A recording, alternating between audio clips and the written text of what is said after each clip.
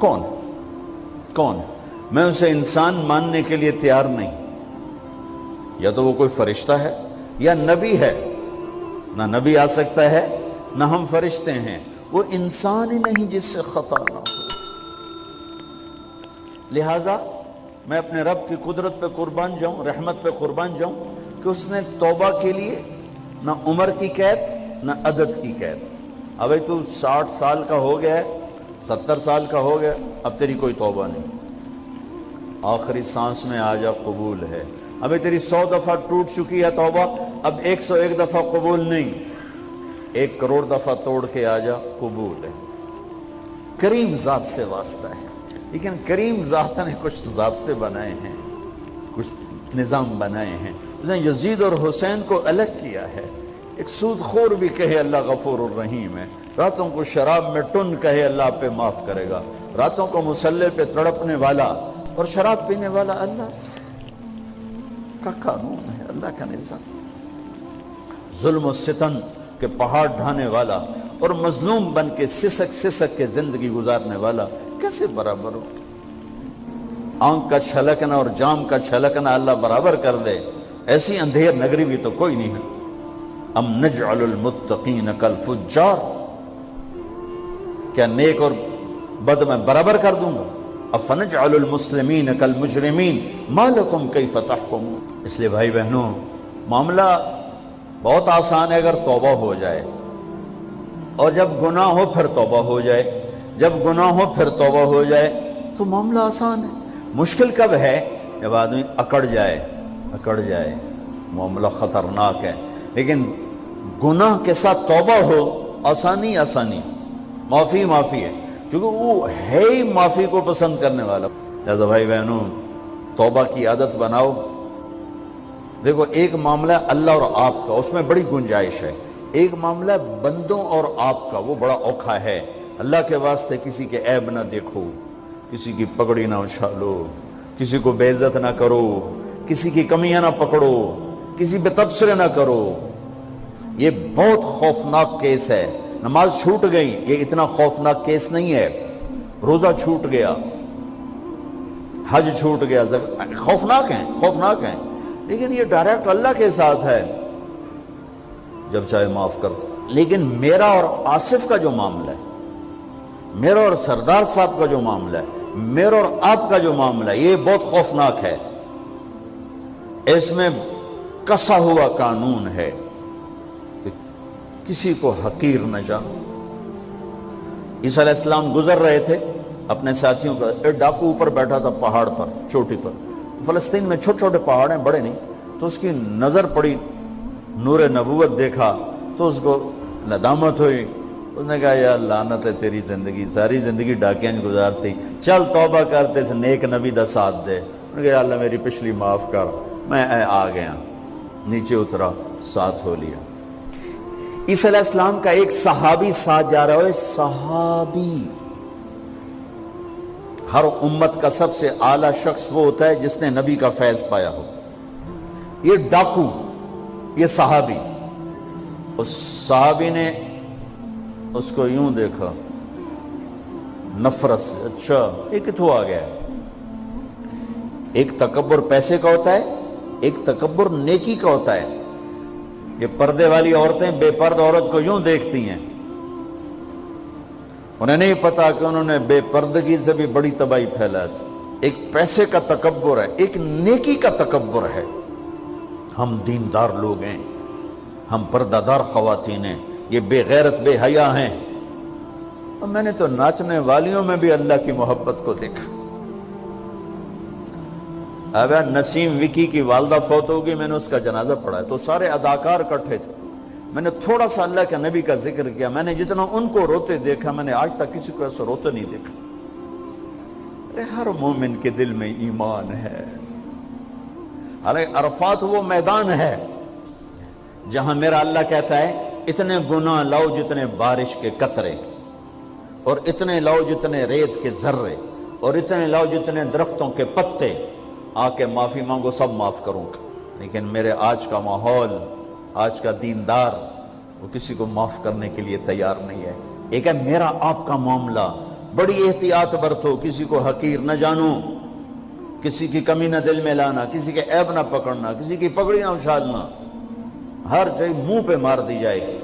یوسف بن حسین ایک بزرگ گزرے، بڑے خطیب تھے، محدث تھے، جب انتقال ہونے لگا تو کہنے لگے یا اللہ، ایک میرے پاس 2 نمبری ہے اور ایک میرے پاس 1 نمبری ہے۔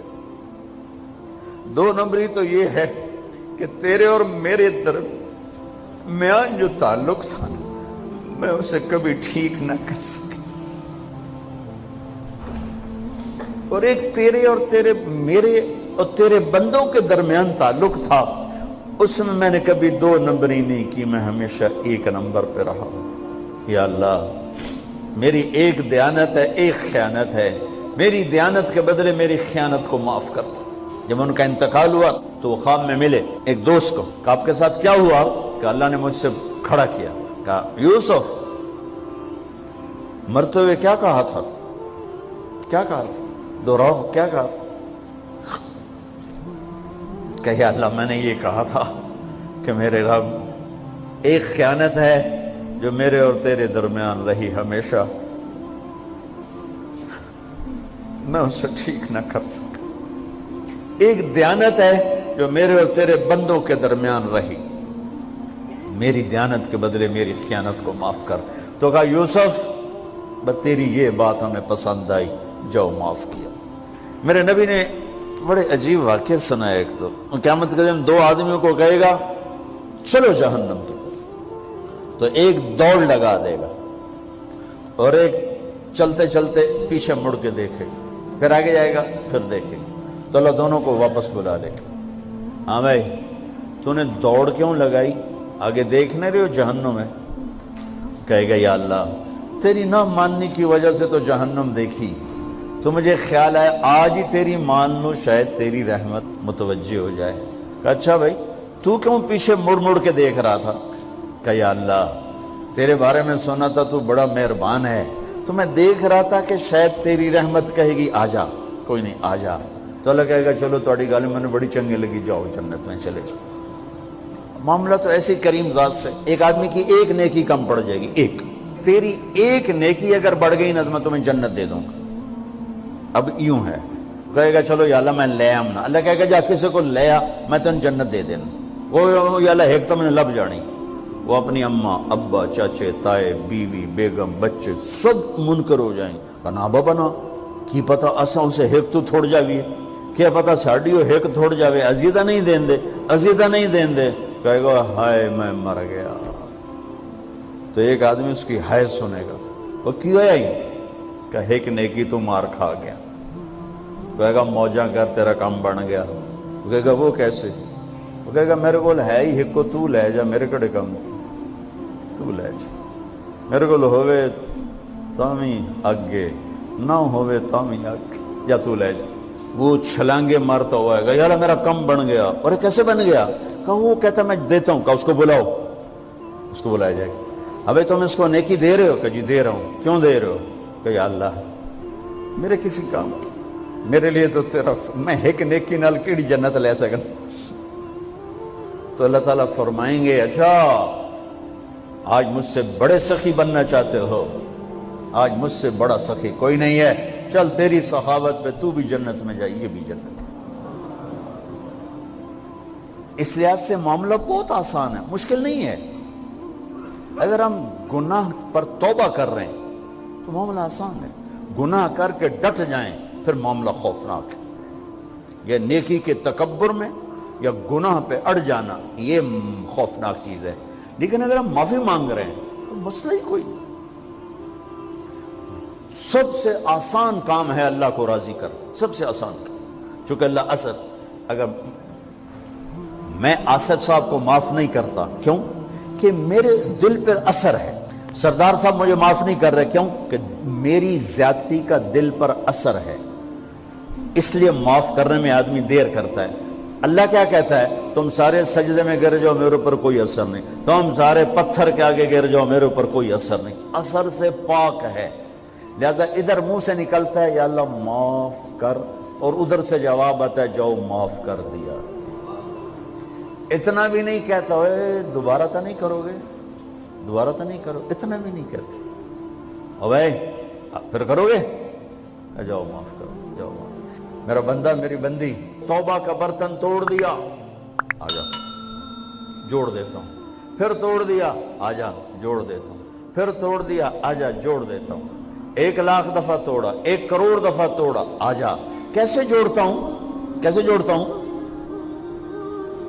کہ یہ جو جوڑ ہیں نظر آئیں گے، لیکن میں جب تیری توبہ کا برتن جوڑوں گا تو کہیں جوڑ نظر نہیں آئے گا، لگے گا توبہ ٹوٹی ہی کوئی نہیں، یہ تیرے کرامن کاتبین کو بھی نظر نہیں آئے گا۔